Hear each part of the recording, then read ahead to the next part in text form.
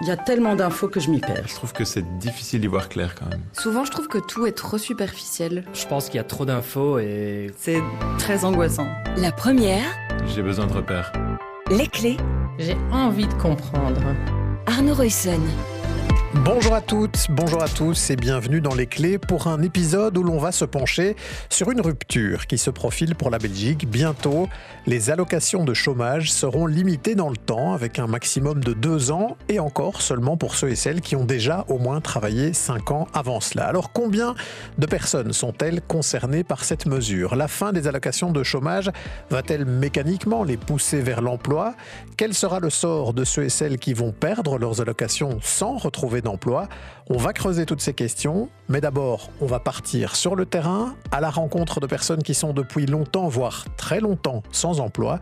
C'est Sarah Pousset qui s'est rendue dans une antenne d'Actiris en région bruxelloise. Voici tout de suite son reportage. La première, les clés. Voilà, je t'en prie. Bonjour et bienvenue, merci d'être là. On va passer ensemble un petit moment aujourd'hui dans le cadre de la séance d'information. Vous avez été invité par le service GRAE.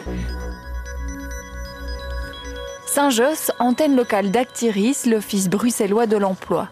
Une vingtaine de personnes sont rassemblées dans une salle. Toutes bénéficient d'allocations de chômage depuis déjà plusieurs mois. Elles ont donc été convoquées à une séance d'information obligatoire pour découvrir un service plus adapté à leur situation, le GRAE. Un service GRAE, ça veut dire guidance en recherche active d'emploi. Parce que comme on vous le répétera souvent, le service GRAE, en fait, c'est pour pouvoir plus facilement trouver, il faut être clair avec ce qu'on cherche. Ce qui frappe directement dans l'assistance, c'est la multiplicité des âges, des origines et des milieux sociaux. On ne peut clairement pas parler d'un profil type du chômeur longue durée. Oui, je m'appelle Antoine et je suis camionneur de base. Et suite à une situation que j'ai pu avoir avec mon ancien patron, donc je me suis retrouvé sur le chômage. Ça fait plus de 6 mois. Ouais, je suis à la recherche active, mais j'ai envie de créer ma propre structure en fait. Parce qu'à force de demander tout le temps, envoyer des CV, des fois tu n'as pas de réponse. Là j'avance, on a une famille, donc je crois qu'avec l'expérience que j'ai, je vais créer ma propre structure. En face, parmi les formateurs, il y a Alexandre Roulan qui est conseiller au GRAE. Mon métier, c'est d'accompagner, de guider des personnes dans leur recherche, de voir déjà dans un premier temps où est-ce qu'ils en sont, qu'est-ce qu'ils ont déjà fait, quel est les métiers par lesquels ils sont passés, quelles sont leurs envies, et ensuite de pouvoir les accompagner là-dedans pour développer leur projet. Petite nuance quand même, notre accompagnement ne s'arrête pas quand les gens sont à l'emploi. Notre accompagnement s'arrête quand les gens sont autonomes dans leur recherche. Donc ça veut dire qu'on a des personnes où ils trouvent un emploi, ils nous le disent, et l'accompagnement s'arrête et c'est très bien. On a aussi des personnes où on a travaillé les différents points avec eux, ils ont tout dans les mains, ils sont outillés, etc. Et simplement après, ils doivent faire leurs recherches et on peut faire des entretiens éventuellement de bilan, mais tout le monde n'est pas preneur de ça. Donc on a des personnes aussi où notre accompagnement s'arrête. Donc il n'y a pas vraiment de durée. Pendant cette séance d'infos, Alexandre refait un point sur la situation des participants. Alors, par rapport à ce CV, qui a un CV ? Qui a un CV qui fonctionne ? Ouais, ça dépend. Ouais. Alors, c'est quoi un CV qui fonctionne ? Un CV qui fonctionne, c'est un CV qui vous donne accès à des entretiens d'embauche. Alors, on parlait de CV, il y a évidemment la lettre de motivation. Je vais reposer ma question, mais qui a une lettre de motivation ? Ok. Qui change sa lettre de motivation à chaque fois en fonction de ses candidatures ? Ok, c'est quand même pas mal. Et ce qui est étonnant après plusieurs mois en tant que demandeur d'emploi, c'est que tout le public ne répond pas oui à la question du CV et à peine la moitié lève la main concernant la lettre de motivation. C'est donc par cette étape que débutera l'accompagnement. Si l'objectif c'est de décrocher des entretiens et que ça marche, on ne touchera pas le CV. Si par contre, avec les outils que vous avez, notamment le CV, vous n'avez pas d'entretien, vous n'arrivez pas à passer à l'étape d'après, ce sera intéressant qu'on travaille sur ce CV avec vous. Et donc là, on peut vous accompagner dans la rédaction de ce CV ou dans des conseils pour ce CV, de voir avec vous comment vous avez mis les informations, qu'est-ce que vous avez mis en premier. Ces étapes peuvent paraître assez basiques dans une recherche d'emploi, mais au quotidien, Alexandre constate que les outils pour y arriver, notamment informatiques, peuvent faire barrage. Un obstacle qu'on rencontre quand même, je ne vais pas dire régulièrement, mais qui me vient en tête comme ça, c'est l'informatique. Je pense à des personnes qui ont travaillé pendant longtemps dans un secteur, qui n'ont pas spécialement eu besoin de chercher de l'emploi, qui, à un moment donné, pour une raison ou une autre, se retrouvent sans emploi, qui doivent chercher du travail. Et en fait, on ne cherche plus comme il y a 20 ans, quoi. Et donc, le fait de devoir passer par l'outil informatique, de devoir envoyer des mails, de devoir savoir faire ça, en fait, si c'était pas inhérent à leur métier de base, il y a des personnes qui n'ont jamais touché à un ordinateur, quoi. Qui travaillent dans la construction ou qui travaillent dans l'Oreca, par exemple. C'est pas inhérent à l'Oreca de travailler sur un PC. Au-delà des outils pour candidater, le rôle des conseillers d'Actiris est aussi de pouvoir remotiver le public et lui rendre confiance dans sa recherche. Avoir fait tout un tas de démarches, avoir tenté des choses, que ça n'ait pas fonctionné, et qu'en fait, à un moment, on se retrouve dans une sorte d'engrenage où, j'accompagne des personnes qui font plein de démarches, mais qui font un peu pour faire, quoi. Mais parce qu'elles ont envie de trouver, mais simplement à force de faire et de faire et de faire, à un moment donné, la motivation y est plus, donc on attache un peu moins d'importance à sa lettre de motivation, on postule un peu partout, et donc en fait, c'est un frein, l'aspect motivation.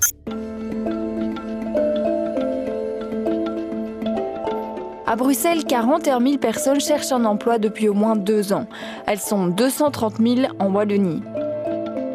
Attention, ce n'est pas pour autant que toutes ces personnes bénéficient d'allocations de chômage. Certaines en sont exclues, d'autres bénéficient d'aides du CPS ou d'un revenu d'intégration sociale, d'autres encore ne touchent aucun revenu. Et c'est pour ça qu'on parle ici globalement de demandeurs d'emploi inoccupés.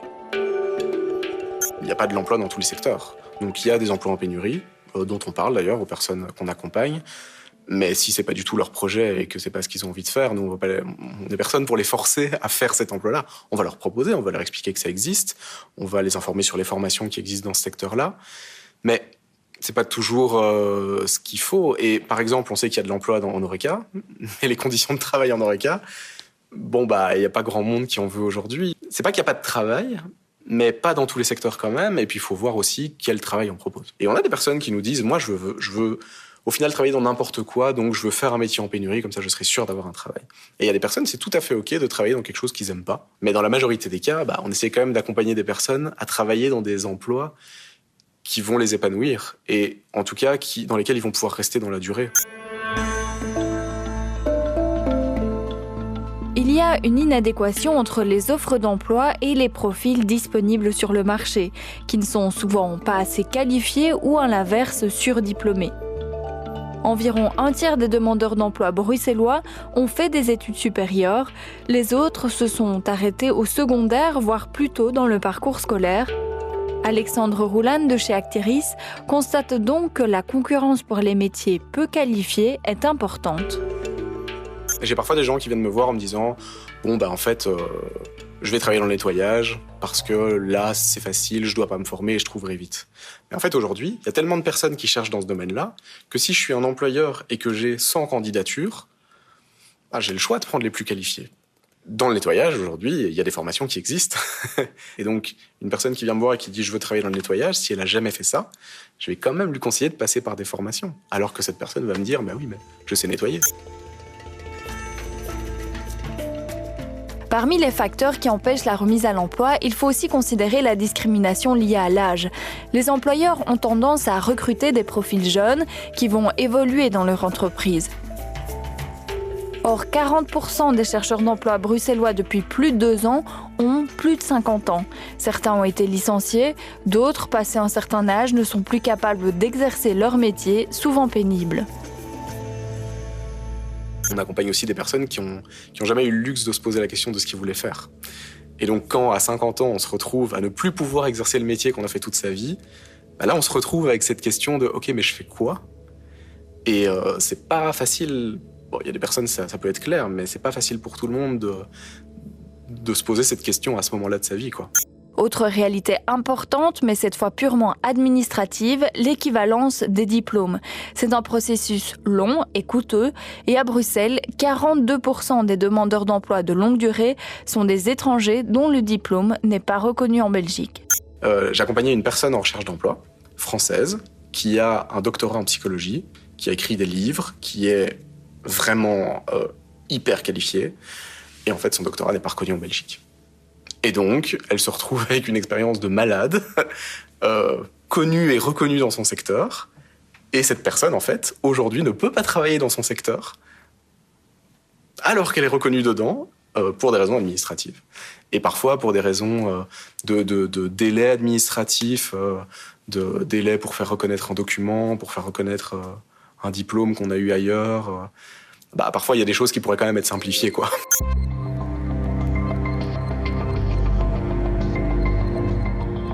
À l'antenne d'Actiris à Saint-Josse, la séance d'information touche à sa fin. Au moment des questions, le sujet du moment fait rapidement irruption. Est-ce qu'il y a encore des questions ? Madame. Qu'en est-il de cette histoire de 2 ans de chômage qui vont... Voilà. C'est une bonne question. Machin chose, où est-ce qu'on en est et comment est-ce qu'il faut... Tu veux répondre ? Ça attend. Non, c'est une bonne question, vous avez raison. Oui, mais en fait, c'est toujours d'actualité, mais on n'a pas reçu d'éléments de directives bien spécifiques par rapport à ça. Ouais, c'est ça. Nous, à notre niveau, on n'a pas de directive. Dans la salle, chacun y va de son avis et de son émotion. La colère pour ce trentenaire qu'on appellera Jonas. Surqualifié, il suit de nouvelles études pour se reconvertir dans l'enseignement. Après 2 ans d'inoccupation entrecoupés de plusieurs formations, il reçoit 700 € d'allocation par mois et s'indigne de l'image des chômeurs qui est entretenue dans le discours politique. J'imagine qu'il doit y avoir quelques gens isolés qui arrivent à bien vivre avec leurs allocs. Je me demande lesquels, j'aimerais les rencontrer. Et je suis là parce que ça va faire 2 ans que je suis en recherche d'emploi. J'ai eu un parcours assez spécifique et rocambolesque, avec une reconversion avortée. Donc j'avais fait 7 mois de formation, des préformations avant pour travailler dans la tech. Et en fait, je me suis rendu compte qu'arriver en stage et compagnie, c'est quelque chose qui ne semble pas me convenir.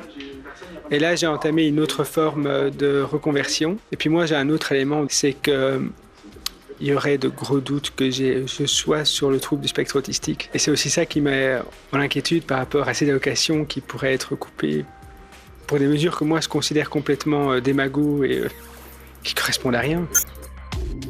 Antoine, lui, ne s'inquiète pas de cette nouvelle mesure politique car il croit vraiment en son projet entrepreneurial. Moi, ça ne m'effraie pas parce que dans ma tête, je sais ce que je veux, où il faut en venir. Donc, s'il limite ça aujourd'hui ou demain, moi, ça ne me dérange pas. L'essentiel que je trouve le point de chute. Parce que l'objectif n'est pas de rester là. Parce que le chômage te donne combien ? 1500 ? Mais avec une famille de 5 enfants, 1500, c'est pas assez. Donc, il faut créer quelque chose. Parce que moi, j'ai pas envie que mes affaires soient mondiales. J'ai des filles de 19 ans. Donc, vous allez lancer votre projet ? Ouais. C'est ça mon objectif.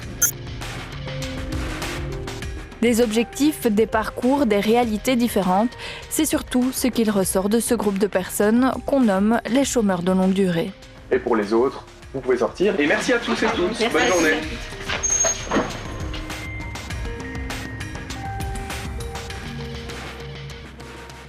Voilà pour ce reportage donc signé Sarah Pousset à Saint-Josse qui permet de se rendre compte de situations individuelles des personnes qui sont potentiellement concernées par cette réforme annoncée par le gouvernement fédéral. Et on va prolonger maintenant avec un invité, c'est Bruno van der Linden. Bonjour. Bonjour. Merci d'être avec nous. Vous êtes économiste, professeur émérite à l'UC Louvain et chercheur à l'IRES, l'Institut de recherche économique et sociale.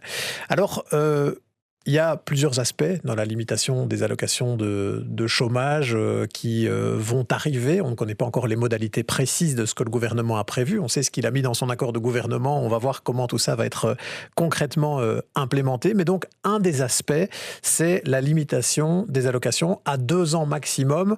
Et encore, pour avoir les 2 ans maximum, il faudra avoir démontré 5 ans de travail à peu près. Pour les autres, ce sera même moins que 2 ans le maximum.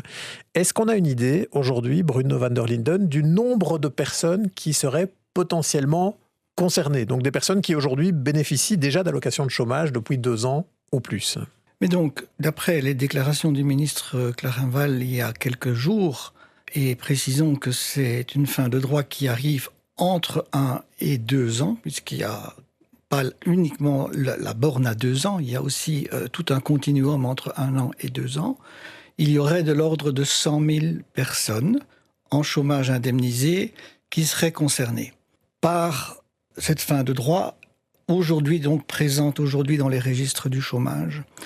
Quand je regarde de plus près certaines des déclarations, je pense qu'il y a encore une incertitude dans la mesure où parfois on dit que c'est les 100 000 parmi les gens de moins de 55 ans. La précision est importante parce que seule une partie des gens au-delà de 55 ans échapperait quelque part à cette fin de droit. Et d'après des calculs qui sont évidemment très approximatifs, on peut estimer qu'il y a de l'ordre de 40 000 chômeurs indemnisés au-delà de 55 ans.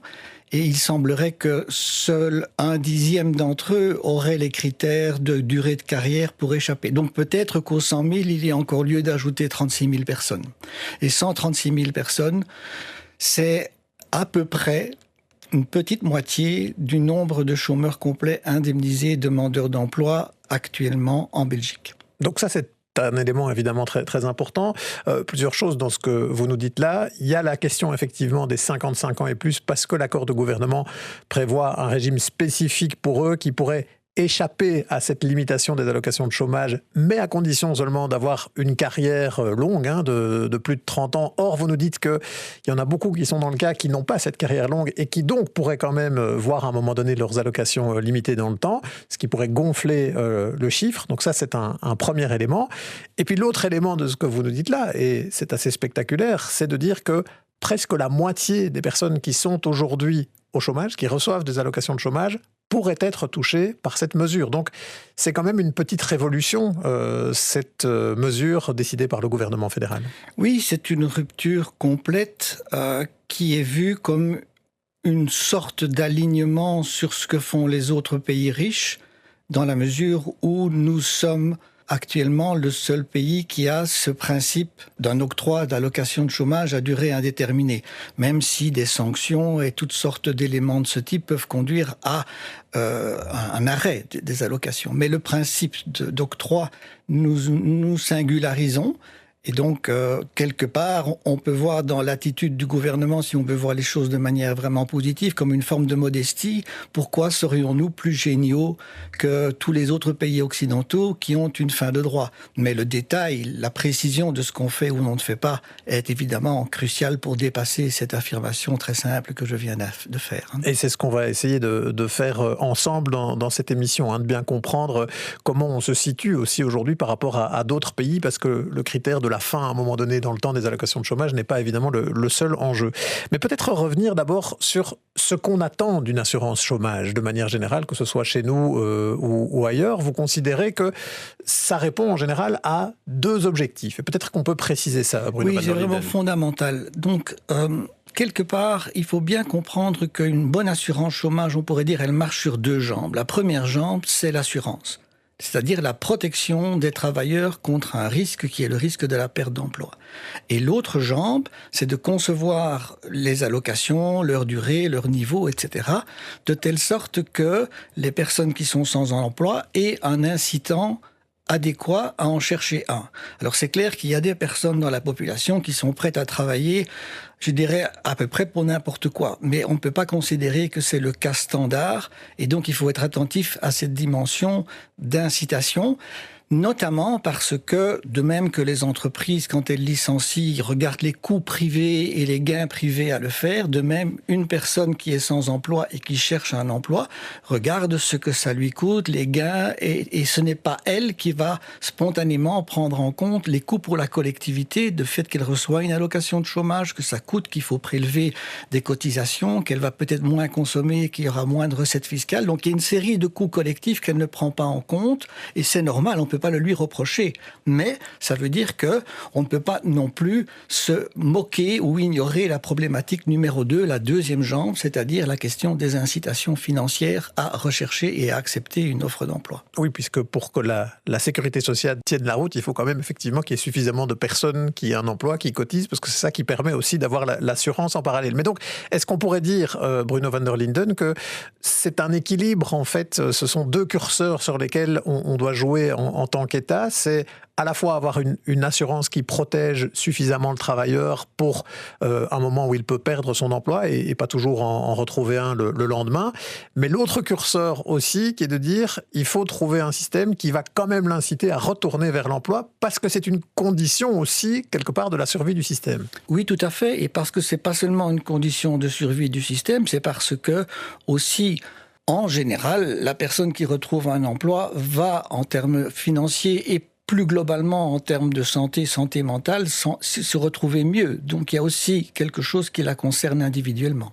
Alors maintenant, la question évidemment qui se pose, c'est est-ce qu'à partir du moment où on décide, comme vient de le décider donc ce gouvernement fédéral, et on verra dans quelles modalités très précises ça s'applique, de dire il y a une fin maintenant aux allocations de chômage, est-ce qu'on peut considérer que mécaniquement ça va pousser plus de personnes vers l'emploi ? Alors, il y a deux positions de réponse à votre question qui sont fausses. La première qu'on entend dans un bord, c'est oui, et ça c'est faux. Et la seconde, c'est ce n'est qu'une catastrophe, on n'a jamais remis au travail des gens en les incitant financièrement. Donc la réalité est plus subtile. La réalité est que quand on fait des modifications de ce genre, il y a une partie de la population en chômage qui a des caractéristiques qui peuvent être valorisées sur le marché du travail, qui a aussi des caractéristiques de santé, etc., qui sont adéquates, et qui va pouvoir, par l'incitation financière, retrouver un emploi. Et la littérature montre qu'il ne faut pas trop vite croire que, parce qu'il y a une incitation financière, la qualité de cet emploi va se dégrader. Ce n'est pas du tout évident. C'est en tout cas pas ce que montre de manière générale la littérature. Mais ce n'est pas tout le monde.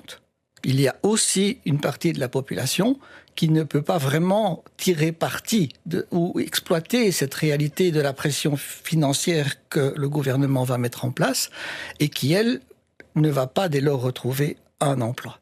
Et ce que nous avons montré dans les études à l'Université de Gand et à Louvain ensemble, c'est que en Belgique, mais c'est vrai aussi dans d'autres pays, des personnes qui sont en chômage de longue à très longue durée tendent à ne pas avoir une posture, une position, des caractéristiques qui font qu'elles réagissent fréquemment à une incitation monétaire comme le gouvernement veut faire sous la forme d'un retour vers l'emploi. Parce qu'elles sont dans des situations, des caractéristiques individuelles, de découragement et d'autres choses qui font que ce n'est pas du tout évident de retrouver un emploi. Oui, des éléments qu'on a pu entendre d'ailleurs dans le reportage de Sarah Pousset en début d'émission. Mais donc, si je reprends ce que vous nous dites, parce que c'est important, vous nous dites, pour certaines personnes, oui, il va y avoir une incitation. Ces personnes vont aller plus vite vers l'emploi qu'elles ne l'auraient été s'il n'y avait pas eu cette fin des allocations de chômage. Et ça ne veut pas dire, c'est important aussi ce que vous nous précisez là, qu'elles vont forcément accepter un emploi de mauvaise qualité qui ne leur convient pas. Ça peut aussi les emmener vers un emploi qu'elles vont pouvoir garder plus durablement. Mais il y a aussi toute une série d'autres personnes pour qui ça ne va pas être une incitation. Donc des personnes qui vont du coup ne plus recevoir d'allocations, mais qui n'auront pas forcément un salaire, des revenus. Est-ce qu'on peut estimer ce qui va se passer pour ces personnes ? Est-ce qu'elles vont toutes aller vers les CPAS et le revenu d'intégration sociale ? Alors, il y a des chiffres qui circulent sur la répartition qui pourrait être attendue. Et ces chiffres résultent d'une réforme antérieure en Belgique qui a concerné les jeunes à la sortie des études. En 2012, on a décidé que les allocations d'insertion, qui est le nom donc de l'allocation pour ce groupe-là, n'allaient plus être à durée indéterminée, mais allaient s'arrêter après 3 ans. Et il y a eu des enquêtes qui ont suivi ces personnes, et au moins une enquête a montré que, grosso modo, la population qui a été directement, je dirais, visée, qui était là présente et qui a été visée par cette fin de droit, se serait répartie en tiers dans 3 situations. La première, c'est l'emploi ou des éléments très proches comme la formation. La deuxième, c'est le CPAS, le deuxième tiers. Et le troisième tiers, c'est, comme on dit, disparaît des radars, c'est-à-dire aucun statut connu.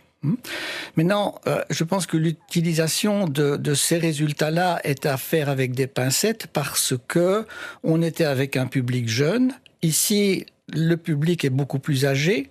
C'est très clair dans la réforme actuelle. Donc, les profils des personnes est différent. La conjoncture est différente.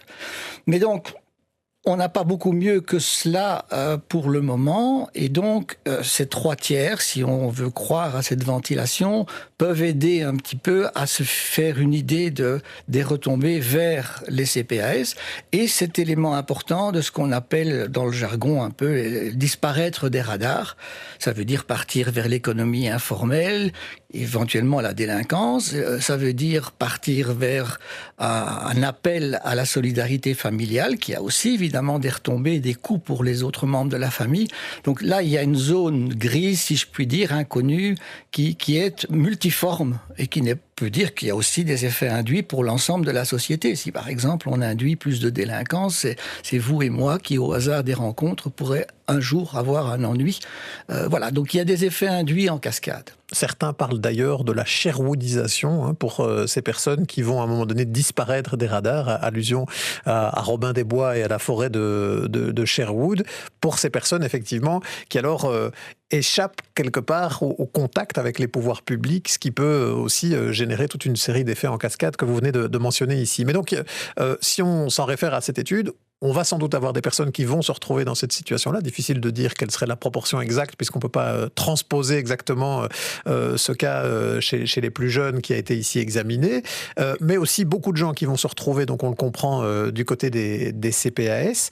Le fait alors que quand on regarde la ventilation maintenant de ces personnes qui pourraient se retrouver en fin de droit, celle communiquée notamment par le ministre Clarinval, la ventilation montre que la situation ne sera pas du tout la même en fonction des régions. On parle de 26 000 personnes concernées pour la Flandre, 26 000 personnes concernées pour Bruxelles, sauf que Bruxelles a 5 fois moins d'habitants que la Flandre. Donc on voit bien la grosse différence qu'il y a déjà entre les deux régions.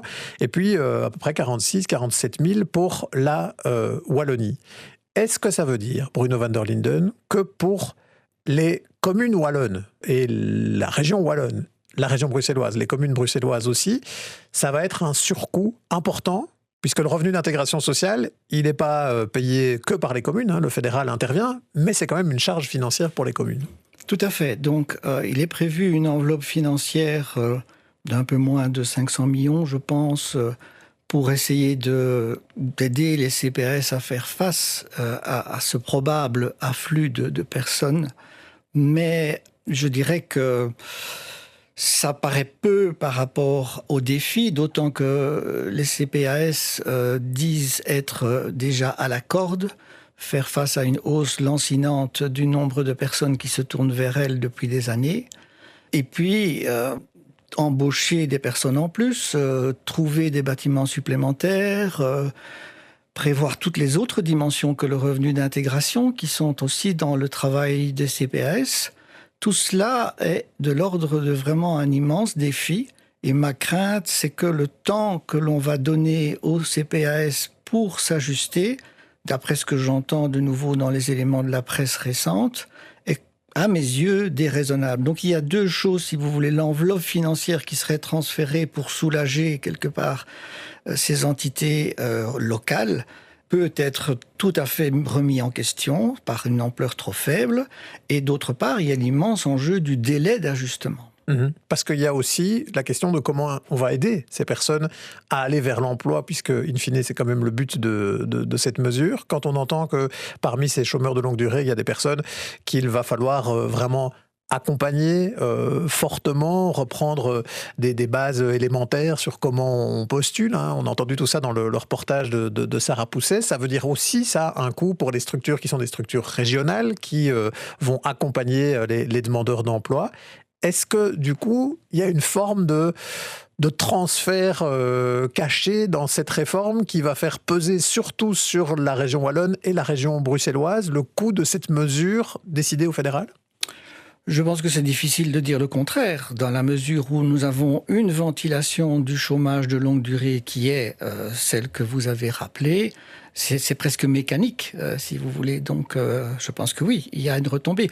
Et ce n'est pas seulement sur les communes, c'est aussi parce qu'il y a lieu d'accompagner ces personnes en, par exemple, leur donnant une dernière offre d'emploi avant d'arriver à l'échéance. C'est aussi un surcroît potentiel au minimum de travail pour Actiris, pour le Forem, auquel Par exemple, dans le cas du Forum, on demande par ailleurs d'être beaucoup plus proactif, d'agir beaucoup plus tôt pour les personnes. Donc il y a un risque que le personnel, dans tant les CPAS que dans les services publics de l'emploi, ait une vie plus compliquée, avec probablement alors des effets induits sur tous les bénéficiaires de ces institutions. Donc on comprend qu'il y a toute une série d'effets en cascade à cette décision sur le principe dont on ne mesure pas encore sans doute tout à fait bien la portée, à la fois au niveau fédéral, au niveau des régions, au niveau des communes, etc. J'ai envie de vous demander pour terminer, Bruno van der Linden, ce que vous pensez en tant qu'expert de ces questions depuis de longues années de cette réforme, notamment par rapport à ces deux objectifs, ces deux jambes dont vous nous avez parlé au départ, à la fois jouer le rôle de l'assurance et de l'incitation à retrouver un emploi. Même si beaucoup de choses doivent encore être précisées et que la réponse pourrait dès lors évoluer en raison de ces précisions, il me semble que ce que l'on sait actuellement de la mesure est relativement déséquilibré en ce sens qu'il met trop d'accent sur la problématique des incitations et pas assez sur celle de l'assurance des travailleurs contre la perte d'emploi, le risque de perte d'emploi. Et c'est particulièrement une préoccupation que j'ai sur les conditions d'entrée et d'accès aux allocations de chômage. En effet, ici on a une réforme qui veut mettre plus vite les gens hors du système d'indemnisation. On est dans un contexte aussi où le gouvernement veut un marché du travail plus flexible, ce qui veut notamment dire des carrières plus hachées, plus interrompues, des contrats plus courts. Donc il me semble alors que quelque chose qui est important du point de vue de l'assurance et qui est déséquilibré ici, c'est les conditions qui sont nécessaires pour commencer à avoir le droit aux allocations de chômage. Pour être concret, pourquoi est-ce que 6 mois de travail salarié sur une période à préciser ne serait pas suffisant pour commencer à déjà donner un droit? Ce serait déjà peut-être plus en phase avec la réalité d'un marché du travail qui se flexibilise. Pour Bruno van der Linden, il aurait donc été logique au moment où l'on décide de limiter dans le temps les allocations de chômage, au moment aussi où on décide d'accélérer la dégressivité de ces allocations, d'assouplir en contrepartie l'accès à l'assurance chômage. Car aujourd'hui, la Belgique est l'un des pays qui exige le plus de jours de travail effectifs pour ouvrir le droit à une allocation. Il faut 312 jours minimum, là où aux Pays-Bas, par exemple, un travailleur qui a travaillé pendant 6 mois a déjà droit à 3 mois d'allocation de chômage s'il perd ce travail. Voilà, nul doute qu'on reparlera encore de cette mesure, qu'on suivra d'ailleurs tous les effets en cascade possibles de sa mise en œuvre. C'était Les Clés, un podcast de La Première avec à la réalisation sonore Laurent Nélissen, avec Sarah Pousset pour le reportage complet chez Actiris. Merci d'être aussi nombreux à suivre ce podcast et n'hésitez pas à le partager autour de vous.